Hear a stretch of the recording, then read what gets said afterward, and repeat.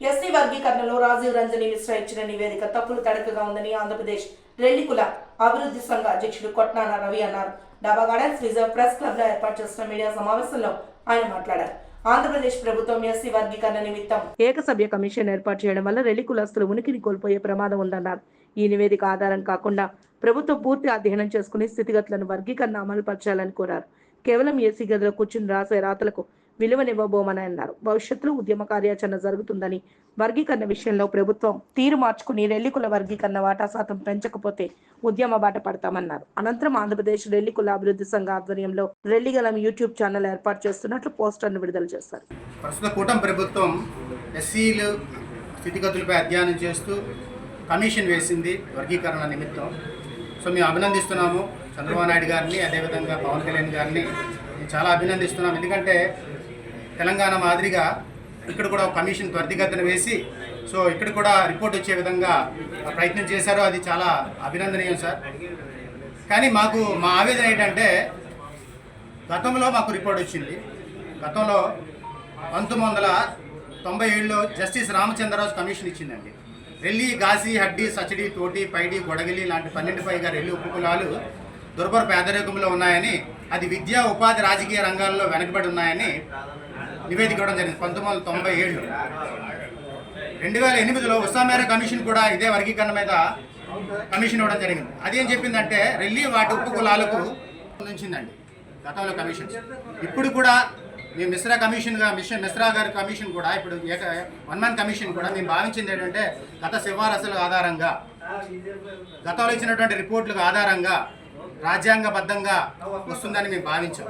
కానీ గతంలో ఏ అన్యాయం జరిగిందో రెల్లీలకి అదే అన్యాయం ఇప్పుడు ఇచ్చినటువంటి వర్గీకరణలో జరుగుతుంది. తెలంగాణలో అభివృద్ధి చెందిన కులాల జాబితాలో చేర్చారు. ఆంధ్రప్రదేశ్కి వచ్చేసరికి గతంలో జరిగినట్లే ఇక్కడ 1% రిజర్వేషన్ కేటాయించారు. 1% రిజర్వేషన్ వల్ల మేము నష్టపోయింది ఏంటి అంటే గతంలో మాకు 1999లో 1% రిజర్వేషన్ ఇచ్చారండి. ఆ 1% రిజర్వేషన్ కేవలం ఉమెన్కి మాత్రమే పరిమితం చేశారు.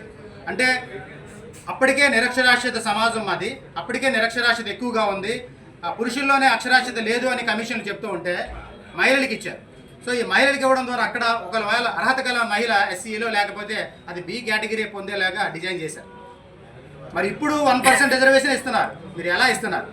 ఉమెన్కి ఇస్తున్నారా? మీ రోస్టర్ పద్ధతిలో ఎలా ఇస్తున్నారు? ఇప్పుడు కూడా ఉమెన్ ఇస్తే మేము నష్టపోతాం. ఎందుకంటే రాజ్యాంగం ఏం చెప్తుంది? ఆర్టికల్ 341 ప్రకారం మేము దశాబ్దాల క్రితమే మేము ఎస్సీలుగా గుర్తించబడ్డాం. మరి మాకు మహిళలకు రిజర్వేషన్ ఇవ్వడం ద్వారా పురుషులకు నిరాకరించబడుతుంది రిజర్వేషన్. ఇది ఎక్కడ రాజ్యాంగంలో ఉందండి? ఇంత ఘోరమైనటువంటి వర్గీకరణ అంటే రెల్లీలో ఏం అడగరు, వాళ్ళు ఏం అడగరు, లేకపోతే ఏం చెప్పరు అనే ఉద్దేశం ఏంటో నాకు అర్థం కాదు. ఇంత దుర్మార్గమైన వర్గీకరణ ఏంటి? 1% రిజర్వేషన్ ఎలా ఇస్తారు? సుప్రీంకోర్టు తీర్పులో కూడా సిన్హా గారు ఇచ్చినటువంటి తీర్పు చాలా స్పష్టంగా ఉంది. ఆది ఆంధ్రులు అత్యధికంగా అన్ని రంగాల్లో అభివృద్ధి చెందిన ఆది ఆంధ్రులకు 1% రిజర్వేషన్, అన్ని రంగాల్లో అభివృద్ధి చెందని రెల్లీలకు 1% రిజర్వేషన్ ఇవ్వడాన్ని సుప్రీంకోర్టు జడ్జిమెంట్లో ఉందండి. ఎంతో ఘోరం అంటే అది వ్యతిరేకించారు. రాజ్యాంగ సూత్రాలకు విరుద్ధం అని చెప్తున్నారు సిన్హా గారు. అరే ఇంత సుప్రీంకోర్టు ఇంత స్పష్టంగా ఒక అభివృద్ధి చెందిన కులాలకు 1%, అభివృద్ధి చెందిన కులాలకు 1% రిజర్వేషన్ రాజ్యాంగ విరుద్ధం అని చెప్తూ ఉంటే ఏ రాజ్యాంగం దృష్టిలో పెట్టుకోనండి మీరు 1% మాకు ఇస్తారు? సుప్రీంకోర్టు ఏం చెప్పింది సార్? ఎవరైతే రిజర్వేషన్ ఫలాలు పొందలేదో, ఎవరైతే రిజర్వేషన్ ఫలాలు అందలేదో వాళ్ళకి రిజర్వేషన్ ఫలాలు ఇవ్వమని చెప్తోంది. అసలు వర్గీకరణ అసలు రాజ్యాంగ ప్రదాతల యొక్క ఉద్దేశం ఏంటండి? ఎస్సీ, ఎస్టీ, బీసీ, మైనారిటీలకి రిజర్వేషన్ ఎందుకు వచ్చింది? సమసమాజ స్థాపన జరగాలనే రాజ్యాంగ ప్రదాతల యొక్క ఉద్దేశం.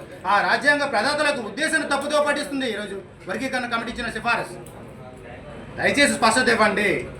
రెల్లీలకు ఏ రకమైన న్యాయం చేస్తారో చెప్పండి. 2 నుంచి 5% వర్గీకరణ కావాలని మేము మొదటి డిమాండ్ చేస్తున్నాం. దయచేసి ఆ డిమాండ్ని ప్రభుత్వాలు పరిగణలో తీసుకోవాలని, రెల్లి స్థితిగతుల్ని మరోసారి అధ్యయనం చేయాలని, సచివాలయాల్లో గణాంకాలు కూడా శాస్త్రీయంగా లేదు, తప్పులు తడకలుగా ఉన్నాయి, దయచేసి పరిశీలించి కులగణన చేసి స్పష్టమైన కులగణన చేసి వర్గీకరణ చేయాలని, రెల్లీకి న్యాయమైనటువంటి వర్గీకరణ జరగాలని, 2 నుంచి 5% ఖచ్చితంగా ఇచ్చి తీరాలని చెప్పేసి, ఇవ్వని పక్షంలో ఖచ్చితంగా మేము కూడా ఉద్యమాలు బాటపడతాం. మేము ఇంతవరకు మందకృష్ణ మాదిగన్న గారిని సహకరిస్తూ వస్తున్నాం. ఎందుకంటే అన్న ఉన్నాడు, మాకు అన్ని రంగాల్లో మాకు అండగా ఉన్నాడు, ఖచ్చితంగా మాకు న్యాయం చేస్తాడనే ఒక నమ్మకంతో ఉన్నాం ఈరోజు. కానీ ఈరోజు మాకు ఎంత అన్యాయం, గతంలో జరిగిన అన్యాయం జరిగితే మాత్రం మేము కూడా రోడ్ల మీదకి వస్తాం, రాస్తారోగ్యాలు చేస్తాం, ఖచ్చితంగా మా హక్కులు మేము సాధించుకుంటాం.